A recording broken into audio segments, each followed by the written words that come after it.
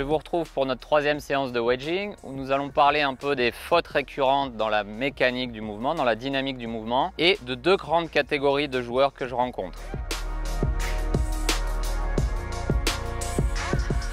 Une première catégorie de joueurs qu'on voit très fréquemment, le cueilleur. Donc un club qui va passer sous la balle, des poignets qui vont travailler dans cette direction, un poids du corps qui va se jeter plutôt en arrière. Pourquoi? Pour essayer de lever la balle.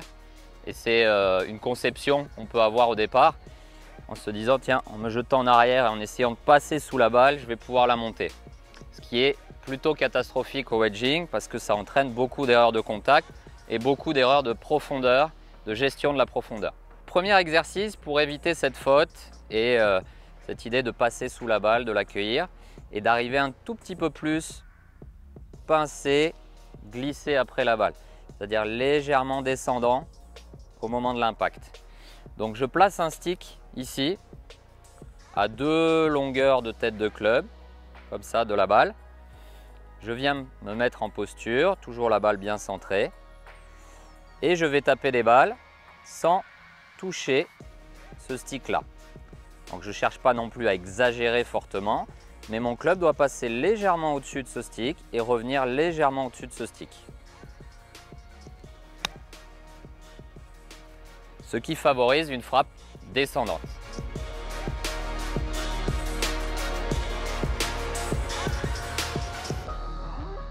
Autre exercice pour bien illustrer l'impact avec la balle et la traversée qu'on doit avoir par rapport à cette balle.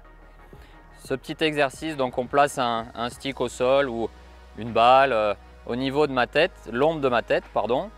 Et là, voilà, le stick coupe en deux l'ombre de ma tête. Je viens ensuite placer, en prenant le club très court, vous voyez, très proche de la tête de club, je viens placer le grip ici sur le flanc gauche de mon corps.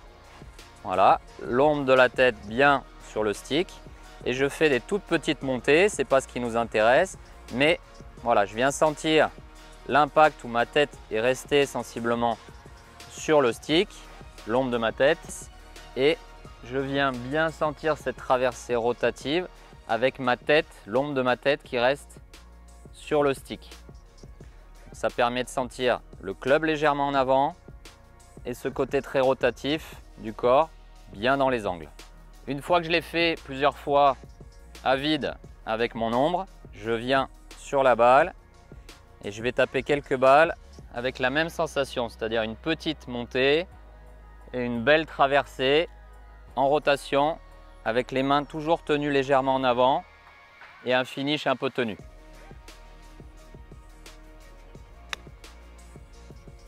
Le dernier exercice pour cette catégorie de joueurs que je préconise, c'est de partir de la position qu'on aimerait avoir à l'impact.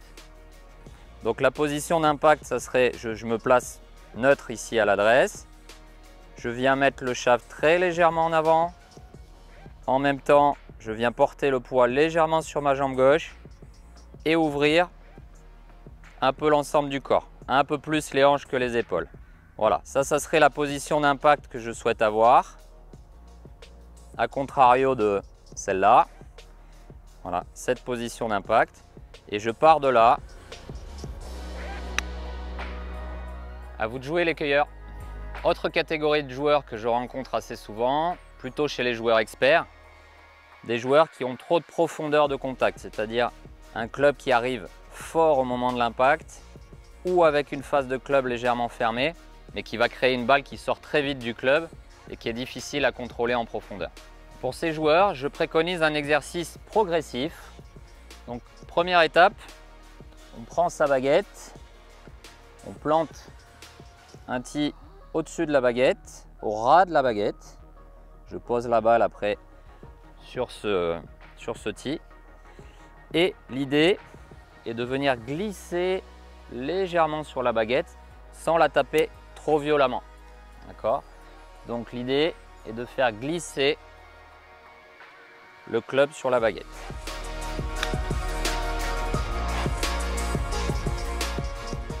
Deuxième étape de l'exercice, j'enlève la baguette, je garde le tee, que je plante un tout petit peu plus dans le sol, très près, je laisse juste le col du tee.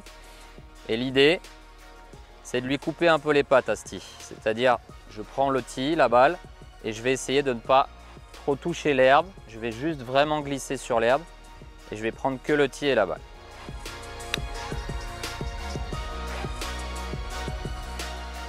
Dernière étape de l'exercice, on avait le stick, le tee et maintenant on a la balle directement au sol et on va avoir exactement la même sensation, c'est-à-dire d'essayer de faire glisser le club sur le sol sans prendre de niveau. À vous de jouer.